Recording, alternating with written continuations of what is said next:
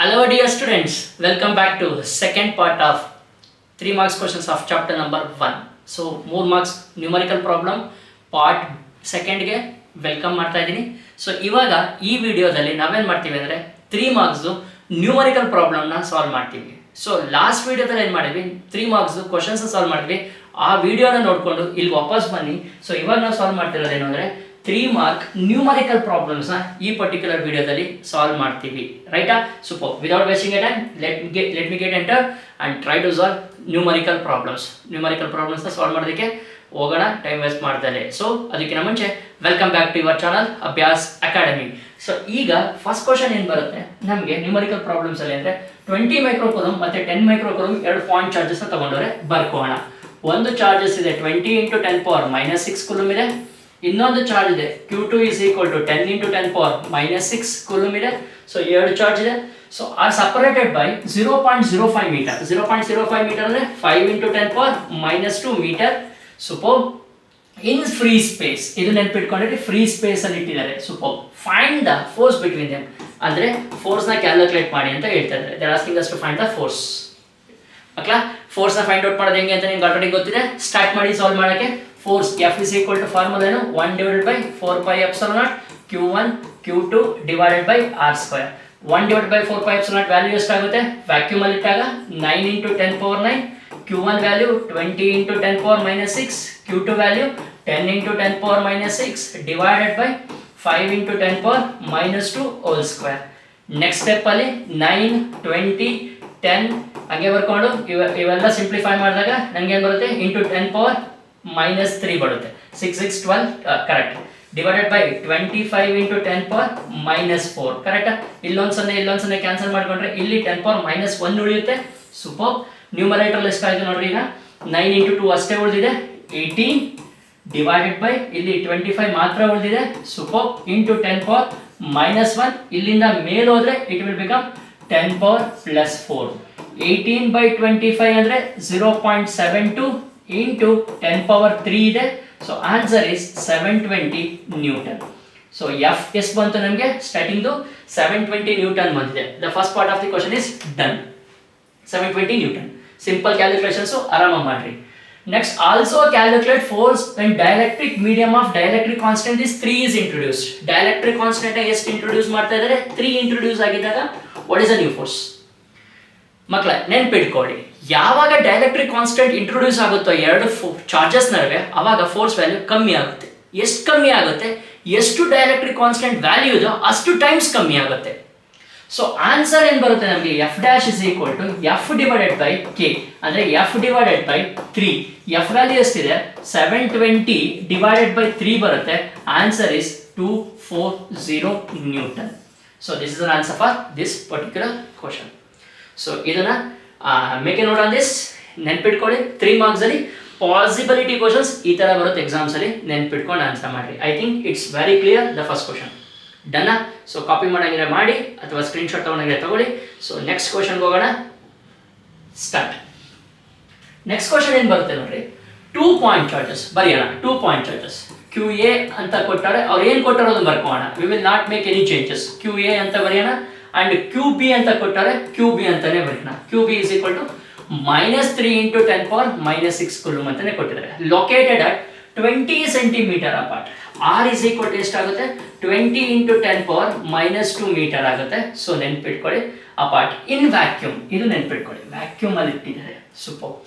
What is the electric field between the mid point of a line joining the charges? Mid point ಅಂತ ಕೇಳಿರೋದ್ರಿಂದ we have to write a diagram. Diagram ಬರ್ಕೊಂಡಾಗ QA QB ಅಂತ ಎರಡು charges ಇದೆ. ಕರೆಕ್ಟಾ? QA QB ಅಂತ ಎರಡು charges ಇರುತ್ತೆ. ಮಿಡ್ ಪಾಯಿಂಟ್ ಅಲ್ಲಿ ಫೈಂಡ್ ಔಟ್ ಮಾಡಕ್ಕೆ ಹೇಳ್ತಾ ಇದ್ರೆ mid point is somewhere here. ಇದು 20 ಸೆಂಟಿಮೀಟರ್ ದೂರ ಆದರೆ ಮಿಡ್ ಪಾಯಿಂಟ್ ಎಷ್ಟಾಗುತ್ತೆ 10 ಸೆಂಟಿಮೀಟರ್ ಆಗುತ್ತೆ. ಇದು ಕೂಡ 10 ಸೆಂಟಿಮೀಟರ್ ಇರುತ್ತೆ. ಇಲ್ಲಿ ಎಲೆಕ್ಟ್ರಿಕ್ ಫೀಲ್ಡ್ ನ ಫೈಂಡ್ ಔಟ್ ಮಾಡಕ್ಕೆ ಹೇಳಿದ್ರೆ ಫಸ್ಟ್ ಥಿಂಗ್ ಯೋಚನೆ ಮಾಡ್ರಿ, ಇದು ಪಾಸಿಟಿವ್ ನೆಗೆಟಿವ್? ಪಾಸಿಟಿವ್. ಪಾಸಿಟಿವ್ ಇರೋದ್ರಿಂದ ಈ ಪಾಯಿಂಟ್ ಹತ್ರ ಎಲೆಕ್ಟ್ರಿಕ್ ಫೀಲ್ಡ್ ಅವೇ ಇರುತ್ತೆ ಈ ಡೈರೆಕ್ಷನ್ಗೆ. ನೆನ್ಪಿಟ್ಕೊಳ್ಳಿ, E+Q is in this direction. ಇದು negative positive? This is negative ಇರುತ್ತೆ. ಸೊ ಆದ್ರಿಂದ ಈ ಚಾರ್ಜ್ ಇಂದ ಈ ಪಾಯಿಂಟ್ ಹತ್ರ ಎಲೆಕ್ಟ್ರಿಕ್ ಫೀಲ್ಡ್ ಈ ಕಡೆ ಡೈರೆಕ್ಷನ್ ಇರುತ್ತೆ, ದಟ್ ಈಸ್ -Q. ಪಾಸಿಟಿವ್ ಇರೋದ್ರಿಂದ ಈ ಕಡೆ, ನೆಗೆಟಿವ್ ಇರೋದ್ರಿಂದ ಎರಡೂ ಕೂಡ ಈ ಕಡೆ ಆಗಿರುತ್ತೆ. ಹಾಗಾದ್ರೆ ಅಲ್ಲಿ ನೆಟ್ ಎಲೆಕ್ಟ್ರಿಕ್ ಫೀಲ್ಡ್ ಬರುತ್ತಾ ಬರಲ್ವಾ? 100% ಬರುತ್ತೆ. ನೆಟ್ ಎಲೆಕ್ಟ್ರಿಕ್ ಫೀಲ್ಡ್ ಏನಾಗಿರುತ್ತೆ? E plus Q plus E minus Q ಮಾಡಬೇಕಾಗುತ್ತೆ. Sir E plus Q E minus Q ಯಾಕೆ ಪ್ಲಸ್ ಮಾಡ್ತಾ ಇದ್ದಾರೆ ಅಂದ್ರೆ ಎರಡೂ ಕೂಡ ಸೇಮ್ ಡೈರೆಕ್ಷನ್ ಇರೋದ್ರಿಂದ we will add angle between them is equal to 0 degree ಇರುತ್ತೆ. We had to add them. So ಅವಾಗ ಯೋಚನೆ ಮಾಡೋಬರಿ, ಇ ಪ್ಲಸ್ ಕ್ಯೂ ಎಷ್ಟು ಬರ್ಬೋದು, ಇ ಮೈನಸ್ ಕ್ಯೂ ಎಷ್ಟು ಬರ್ಬೋದು? E plus Q E minus Q same value ಬರುತ್ತೆ. E plus q is equal to E minus q, that is equal to E ಅಂತ consider ಮಾಡ್ಕೋಣ. ಯಾಕೆ? ಇಲ್ಲಿಂದ ಇಲ್ಲಿಗಿರೋ ಡಿಸ್ಟೆನ್ಸ್ ಸೇಮು, ಇಲ್ಲಿಂದ ಇಲ್ಲಿಗಿರೋ ಡಿಸ್ಟೆನ್ಸ್ ಕೂಡ same, strength of the charges same ಇದ್ದಾಗ ಎಲೆಕ್ಟ್ರಿಕ್ ಫೀಲ್ಡ್ ಎರಡು ಚಾರ್ಜ್ ಇದನ್ನು ಅಟ್ ಎ ಪಾಯಿಂಟ್ ಸೇಮ್ ಬರೋದ್ರಿಂದ we can write it as an E net is equal to 2 times of E ಅಂತ ಬರ್ಕೋಬಹುದು. 2 ಟೈಮ್ಸ್ ಆಫ್ ಇ ಇರುತ್ತೆ, because they are acting in the same direction. ಎರಡೂ ಕೂಡ same direction ಇರೋದ್ರಿಂದ E plus Q and E minus Q same ಬರುತ್ತೆ. ಎರಡನ್ನೂ ಕೂಡ add ಮಾಡಬೇಕಾಗುತ್ತೆ. ಸೊ ಇವಾಗ E plus Q E minus Q value calculate ಮಾಡೋ ಬದಲು I can calculate the value of E ನ ಕ್ಯಾಲ್ಕುಲೇಟ್ ಮಾಡಿ ಇಲ್ಲಿ ಸಬ್ಸ್ಟಿಟ್ಯೂಟ್ ಮಾಡಿದ್ರೆ ನಮ್ಗೆ ಆನ್ಸರ್ ಸಿಗುತ್ತೆ. ಸೊ ಈ ವ್ಯಾಲ್ಯೂ ಎಷ್ಟಿರುತ್ತೆ? 1 divided by 4 pi epsilon naught q divided by r square ಇರುತ್ತೆ.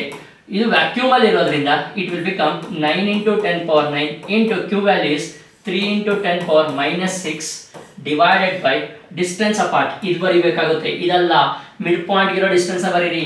10 into 10 power minus 2 whole square. So numerator ಅಲ್ಲಿ 27 into 10 power 3 divided by denominator ಅಲ್ಲಿ 100 into 10 power minus 4 ಆಗುತ್ತೆ. ಇಲ್ಲಿ 2 ಸೊನ್ನೆ ತೆಗೆದು ಇಲ್ಲಿ 2 ಸೊನ್ನೆ ಕ್ಯಾನ್ಸಲ್ ಮಾಡ್ಕೊಂಡ್ರೆ ಆನ್ಸರ್ ಎಷ್ಟು ಬಂತು ನನಗೆ? 27 into 10 power 5 ಬರುತ್ತೆ. It will go up, it will become 10 power 5. ಇಲ್ಲಿ ನಿಲ್ದಿಲ್ಲ, ನಾವೇನ್ ಮಾಡಬೇಕು? ಇ ನೆಟ್ ನ ಕ್ಯಾಲ್ಕುಲೇಟ್ ಮಾಡಬೇಕು. E net is equal to 2 times of 27 into 10 power 5. Answer for this question is 54 into 10 power 5 Newton per coulomb. This is the complete answer for this particular question. Answer na neatagi ಯೋಚನೆ ಮಾಡಿ answer ಮಾಡಿ.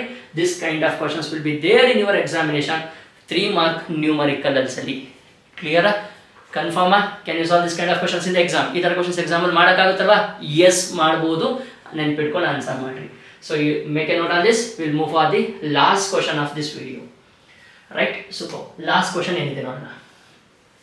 Point charge ಕೊಟ್ಟಿದ್ದಾರೆ, q is equal to plus 5 micro coulomb ಅಂತ ಕೊಟ್ಟಿದ್ದಾರೆ. Super.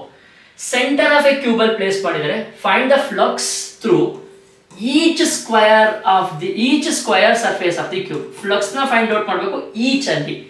Flux ಗೆ formula ಏನು? q divided by epsilon naught. ಅವ್ರು each ಇಂದ ಕ್ಯಾಲ್ಕುಲೇಟ್ ಮಾಡಿದ್ರಿಂದ we have to divide this number with 6. ಯಾಕೆ 6 ಇಂದ ಮಾಡಬೇಕು ಅಂದ್ರೆ we have 6 faces in a cube. ಒಂದೊಂದು ಫೇಸಸ್ ಅಲ್ಲಿ ಎಷ್ಟು ಬರುತ್ತೆ ಕ್ಯಾಲ್ಕುಲೇಟ್ ಮಾಡಿ ಅಂತ ಹೇಳ್ತಿದ್ರೆ hence I am dividing it by 6. Correct, ಅಷ್ಟೇ, ನಥಿಂಗ್ ಎಲ್ಸ್. ಸೊ ಫಾಸ್ಟ್ ಮಾಡಿ, easy question. 5 into 10 power minus 6 divided by 6 into 8.85 into 10 power minus 12. So simplify ಮಾಡಿದಾಗ 5 divided by ಇವೆರಡು ಮಲ್ಟಿಪ್ಲೈ ಮಾಡಿದ್ರೆ I got an answer 53.1 into 10 power 6. Super. So 5 divided by 53 ಮಾಡಿದ್ರೆ I got an answer 0.09 ಏನೋ ಬರುತ್ತೆ. So 0.09 into 10 power 6 ಇರುತ್ತೆ. So 10 power 6 ನ simplify ಮಾಡಿದಾಗ 9 into 10 power 4 ಬಂದಿರುತ್ತೆ. ನೆನ್ಪಿಟ್ಕೊಳ್ಳಿ, this is an answer for this particular question. So each face ಅಂದಾಗ ಏನ್ ಮಾಡ್ರಿ? q divided by epsilon naught divided by 6 ಮಾಡಬೇಕು. ನೆನ್ಪಿಟ್ಕೊಂಡು ಕ್ಲೀನ್ ಆಗಿ ಆನ್ಸರ್ ಮಾಡಿ ಎಕ್ಸಾಮ್ಸ್ ಅಲ್ಲಿ. So this are the some of the questions which may appear in your examination for 3 mark. So part A, part B ಎರಡು ನೋಡಿರ ಅನ್ಕೊಂಡಿದ್ದೀನಿ. part 1, part 2 ಎರಡು ನೋಡಿದಿರ ಅಂತ ಅನ್ಕೊಂಡು ಇಲ್ಲಿಗೆ ಈ ವಿಡಿಯೋನ ಸ್ಟಾಪ್ ಮಾಡ್ತಾ ಇದ್ದೀನಿ. ಸೊ ಆದಷ್ಟು ಯಾರಿಗೆ ಯೂಸ್ಫುಲ್ ಆಗಿರುತ್ತೆ ಈ ವಿಡಿಯೋ ಅವ್ರಿಗೆ ಮ್ಯಾಕ್ಸಿಮಮ್ ಶೇರ್ ಮಾಡೋಕ್ಕೆ ಟ್ರೈ ಮಾಡಿ. So make utilise of this videos and do well in your examinations. So next ವಿಡಿಯೋದಲ್ಲಿ ನಾವು 5 marks ಕ್ವಶನ್ಸ್ನ ತಗೊಂಡ್ಬರ್ತೀನಿ of this particular chapter and MCQs of this particular chapter next ವಿಡಿಯೋಸಲ್ಲಿ ಅಪ್ಲೋಡ್ ಆಗುತ್ತೆ. So ಅಲ್ಲಿವರೆಗೂ keep practicing and get a very good marks in your examination. All the very best. Keep practicing. Thank you so much.